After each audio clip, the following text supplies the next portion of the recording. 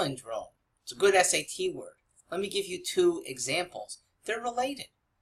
Mum, backwards and forwards spells the same way. Means quiet. Bob, backwards and forwards means quiet when it refers to Bob Stefanowski.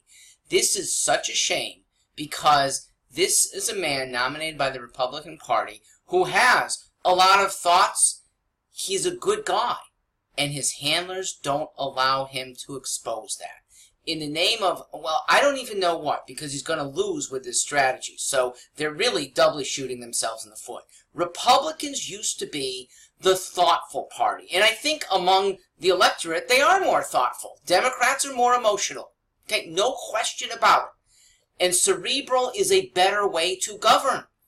Bob doesn't show it. Okay? On Sunday, he had 30 minutes to speak. 30. Total control. And we heard about his daughters 3 times.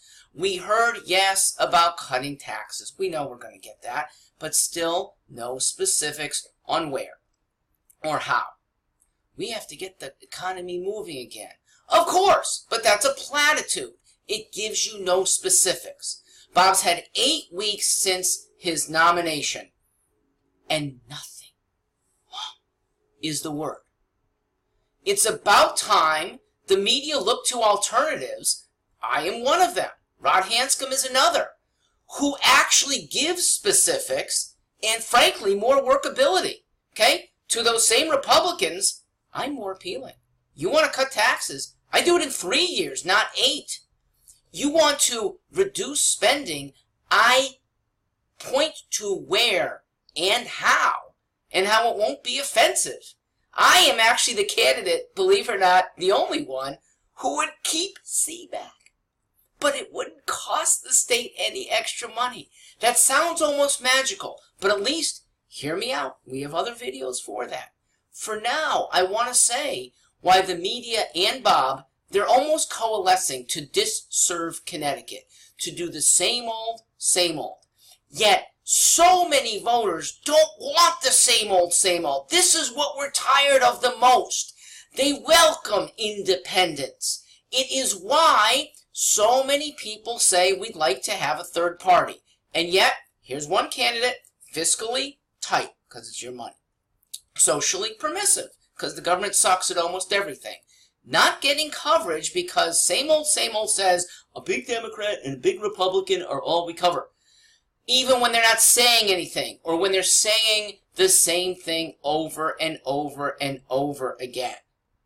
It's time to expand the horizons.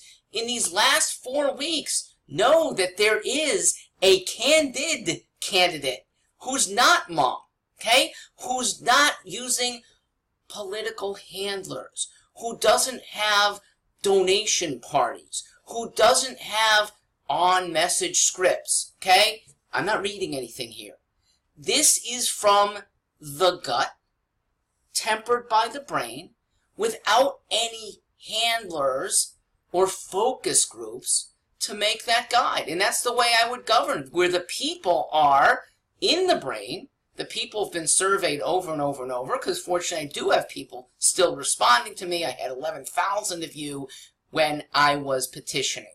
Now, let's talk about the comparison, because the elevated Bob, I think, is unworthy.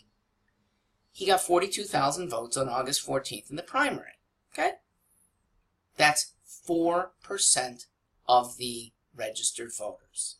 It's 2% of adults in Connecticut. It's not a mandate, all right?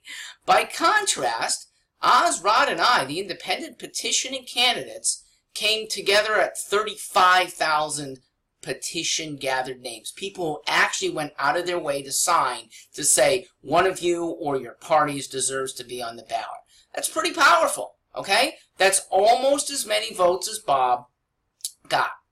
So, make the comparison. A candid candidate saying very good things that Republicans would appreciate versus somebody who is in the hands of handlers doing the same old, and when you're ahead, it makes sense to maybe run out of the clock. The next poll is going to show him in the 30s. So why the heck he's still on this scripted, I can't fathom it, okay? Republicans are going down if it's a one-on-one race. It makes sense to have, yes, I'm a Democrat, yes, but I am one who has the values of probably 80% of Connecticut. Socially liberal, fiscally conservative. Among millennials, it's probably 90%. Take a look more, stewartforliberty.com. I am Mark Stewart, happy to be in your corner, and I really thank you to the extent you can be in mine.